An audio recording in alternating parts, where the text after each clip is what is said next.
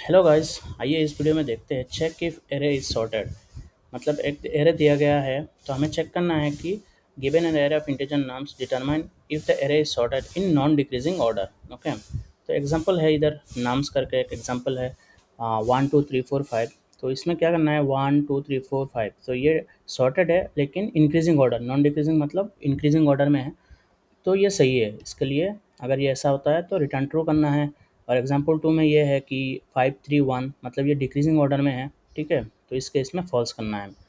तो आइए देखते हैं कैसे करते हैं हम। तो इसके पहले हमें एक फंक्शन बनाना पड़ेगा, फंक्शन इज़ एरे सॉर्टेड करके।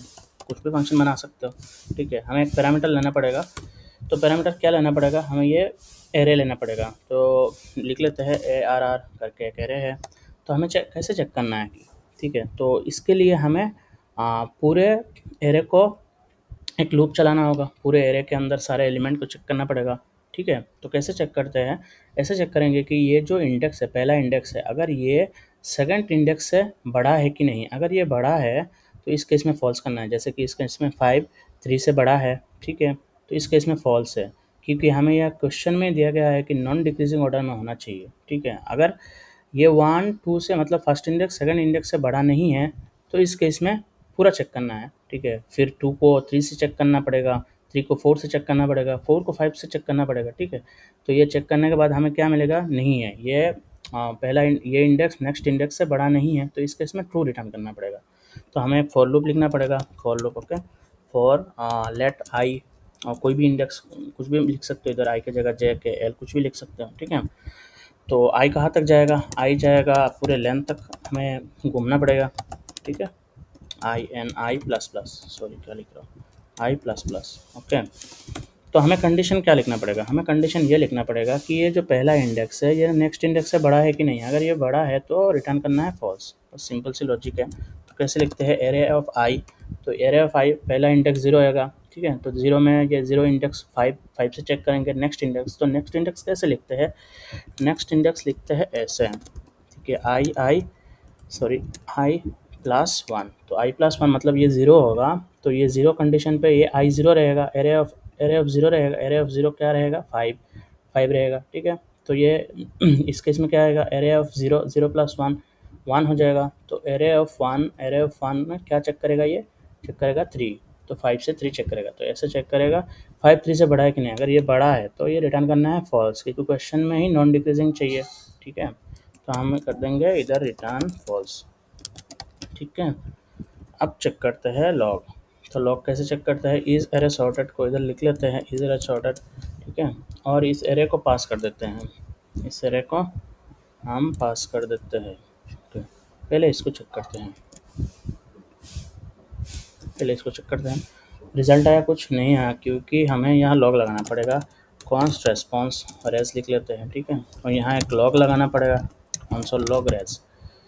तो इस केस में क्या आया, फॉल्स है, मतलब हमारे इस केस में ये वैलिड है, ठीक है। अब चेक करते हैं दूसरे एरे को लेके, ये वाला एरे कॉपी कर लेते हैं और यहाँ करते हैं। तो इसमें क्या आया, अनडिफाइंड। अनडिफाइंड क्यों भाई, हमें तो ट्रू चाहिए। अनडिफाइंड आया है किसकी, इसलिए क्योंकि हमें इस कंडीशन पे ये लूप गया है लेकिन ये बाहर निकला ही नहीं, ठीक है। बाहर निकला ही नहीं मतलब हम समझते हैं, ठीक है। पहले क्या चेक किया इसने, 1 2 से चेक किया, मतलब पहले यह एरे 1 0 का वैल्यू क्या आया, 1 आया, ठीक है। और इसमें आया क्या वैल्यू, 2 2। तो इस केस में ये बड़ा नहीं है, बड़ा नहीं मतलब ये कंडीशन में ही सेटिस्फाई नहीं हुआ, मतलब ये जो कंडीशन है, कंडीशन में गया ही नहीं, मतलब ये पूरा लूप ही एग्जिट हो गया, ठीक है। लूप एग्जिट हो गया। फिर 2 को 3 से चेक किया, नहीं, इसको नहीं मिला, ये कंडीशन सेटिस्फाई नहीं हुआ।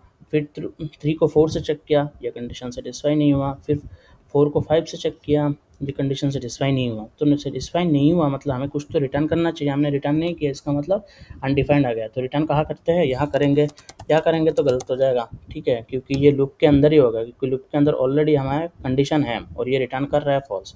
तो हमें यहाँ नहीं है, हमें लूप के बाहर करना पड़ेगा, ठीक है। पूरा लूप ख़त्म होने के बाद, अगर ये कंडीशन सेटिस्फाई नहीं होता, पूरा लूप ख़त्म हो गया, ठीक है, तो इस केस में हम पकड़ेंगे कि भाई हाँ सही है, इसको कुछ नहीं मिला, मतलब ट्रू, मतलब ये पूरा नॉन डिक्रीजिंग ऑर्डर में है। तो देखो ट्रू हो गया। तो अब चेक करते हैं, ये भी चेक कर लेते हैं लगे हाथ, ठीक है, दोनों कंडीशन हुआ कि नहीं हुआ। इसको कर लेते हैं इधर फर्स्ट, मतलब दोनों एग्जाम्पल हमारा सेटिस्फाई हो गया। हमें ये भी चेक करना पड़ेगा इसका टाइम और स्पेस कॉम्प्लेक्सिटी क्या है। तो टाइम कॉम्प्लेक्सिटी आएगा, टाइम कितना आएगा, पता लगा ही लोगे टाइम, क्योंकि हम फॉर लूप चला रहे हैं, ठीक है। तो लूप चलाने के लिए एक ही लूप चला रहे हैं, कोई भी लूप चलाओ, बट एक ही लूप ऐसे नेस्टेड पोजीशन में नहीं है। तो इसके लिए कितना आएगा, ऑफ एन आएगा, ठीक है। और स्पेस कितना आएगा, स्पेस हमने कुछ एक्स्ट्रा एरे बनाया नहीं है, ठीक है। हमने तो बस रिटर्न रिटर्न किया है ट्रू फॉल्स की वैल्यू, तो स्पेस भी 1 आएगा। तो ये है टाइम और स्पेस कॉम्प्लेक्सिटी, ठीक है गाइस। थैंक यू गाइस, मिलते हैं अगले वीडियो में।